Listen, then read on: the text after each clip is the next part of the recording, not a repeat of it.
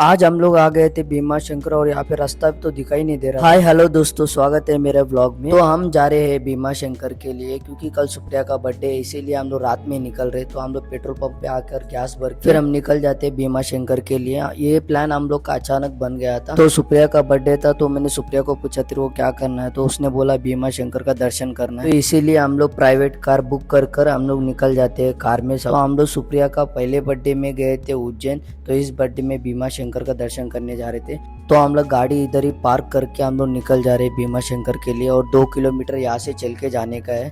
तो हम लोग को सब रेडी रखे थे, हम लोग कपड़ा वगैरह लेकर निकल जा रहे थे। हम लोग नहाए भी नहीं थे, पहले हम रूम ढूंढेंगे, उसके बाद नहाएंगे, फिर नहाकर ज्योतिर्लिंग का दर्शन करने निकल जाएंगे। पर यहाँ से 2 किलोमीटर हम लोग चल के गए थे। बस आएगा करके सोच रहा था पर बहुत देर रुका था हम लोग, बस तो आया नहीं था, कार जाने नहीं दे रहा था। फिर हम लोग ही निकल गए थे चल के, क्योंकि सुबह 11 बजे से दर्शन बंद हो जाएगा, इसके लिए हम लोग चल के गए थे। फिर उधर एक रूम लेकर, ये छोटा सा रूम के लिए 1000 रुपए रेंट मांग रहे थे। तो हम लोग देकर रूम लेकर फिर हम लोग गर्म पानी के लिए भी एक्स्ट्रा चार्ज मांग रही थी, मतलब 100 रुपए का एक बाल्टी दे रही थी। तो हम लोग फिर वही 100 रुपए देकर नहाकर फिर फूल वगैरह लेकर हम लोग निकल जा रहे थे फिर दर्शन के लिए। मेरी बेटी को भी बहुत अच्छे से रेडी किया था क्योंकि उसको ठंडी ना लगे, इसीलिए स्वेटर वगैरह पहना दिया था। एक्चुअली तो बच्चे को लेकर आना ही नहीं चाहिए था क्योंकि ये बारिश के टाइम पे, तो मैं गलत टाइम पे आ गया था क्योंकि सुप्रिया का मन था इसीलिए मैं आया था।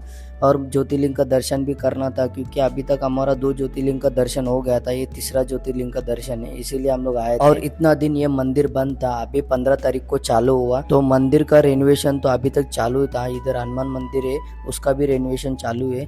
तो रेनोवेशन चालू है इसीलिए ज्यादा पब्लिक को नहीं भेज रहे, सिर्फ 1000 लोग ही जा सकते, उतना पब्लिक है। 11 बजे तक ही दर्शन का चालू रहता है, उसके बाद दर्शन का बंद हो जाता है। फिर बाकी का टाइम पे रेनोवेशन चालू है। अभी बारिश भी हल्का हल्का होना चालू हो गया था। और यहाँ पर बंदर भी थे, बहुत सारा बंदर था, पर उतना तकलीफ नहीं दे रहा था क्योंकि बारिश हो रहा था इसीलिए। और मंदिर के अंदर भी रेनोवेशन चालू है, फिर भी गर्भगृह का दर्शन दे रहे थे, इसीलिए हम लोग दर्शन करके फिर बस पकड़ के हम लोग निकल जा रहे थे पार्किंग प्लेस के इधर। एक अंकल ने सुप्रिया का मदद किया था, वो मदद ये थी कि उनका सीट सुप्रिया को देकर वो खुद उठ के खड़े हो गए थे। फिर हम लोग पार्किंग में जाके प्राइवेट कार लेकर फिर हम आ जाते हैं घर पे। फिर घर पे आने के बाद मैं तो बहुत थक गया था और मेरी बेटी भी बहुत परेशान कर रही थी और सुप्रिया भी बहुत थक गई। ब्लॉग बनाने के लिए टाइम नहीं मिल रहा था क्योंकि मैं भी बहुत थक गया था, मेरी बेटी बहुत परेशान कर रही थी, इसीलिए मैं मेरी बेटी को संभालते संभालते थक गया। ज्यादा बड़ा ब्लॉग बनाने के लिए टाइम मिला ही नहीं था, जितना टाइम हो गया उतना टाइम में मैंने निकाल दिया था। तो हम लोग वहाँ से एक आम लेके आए थे, ये बहुत बड़ा आम था, मेरी बेटी जो खेल रही थी। इतना बड़ा आम